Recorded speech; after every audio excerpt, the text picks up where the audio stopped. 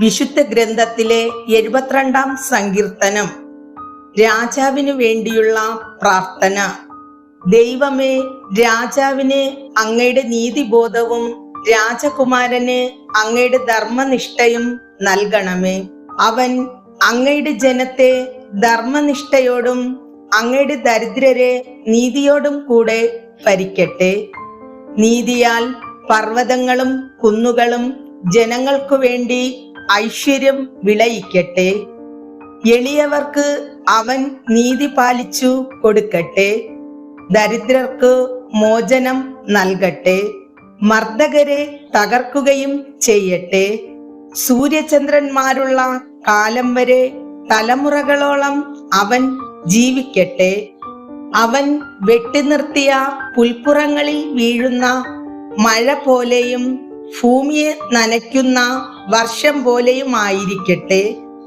അവന്റെ കാലത്ത് നീതി തഴച്ചു വളരട്ടെ. ചന്ദ്രനുള്ളിടത്തോളം കാലം സമാധാനം പുലരട്ടെ. സമുദ്രം മുതൽ സമുദ്രം വരെയും നദി മുതൽ ഭൂമിയുടെ അതിർത്തികൾ വരെയും അവന്റെ ആധിപത്യം നിലനിൽക്കട്ടെ. വൈരികൾ അവന്റെ മുൻപിൽ ശിരസ്സു നമിക്കട്ടെ. അവന്റെ ശത്രുക്കൾ പൊടിമണ്ണു നക്കട്ടെ. താർഷിഷിലെയും ദ്വീപുകളിലെയും രാജാക്കന്മാർ അവന് കപ്പം കൊടുക്കട്ടെ. ഷേബായിലെയും സേബായിലെയും രാജാക്കന്മാർ അവന് കാഴ്ചകൾ കൊണ്ടുവരട്ടെ. എല്ലാ രാജാക്കന്മാരും അവന്റെ മുൻപിൽ സാഷ്ടാംഗം പ്രണമിക്കട്ടെ. എല്ലാ ജനതകളും അവനെ സേവിക്കട്ടെ. നിലവിളിക്കുന്ന പാവപ്പെട്ടവനെയും നിസ്സഹായനായ ദരിദ്രനെയും അവൻ മോചിപ്പിക്കും. ദുർബലനോടും പാവപ്പെട്ടവനോടും അവൻ കരുണ കാണിക്കുന്നു. അഗതികളുടെ ജീവൻ അവൻ രക്ഷിക്കും. പീഡനത്തിൽ നിന്നും അക്രമത്തിൽ നിന്നും അവരുടെ ജീവൻ അവൻ വീണ്ടെടുക്കും. അവരുടെ രക്തം അവനു വിലയേറിയതായിരിക്കും. അവനു ദീർഘായുസ്സുണ്ടായിരിക്കട്ടെ.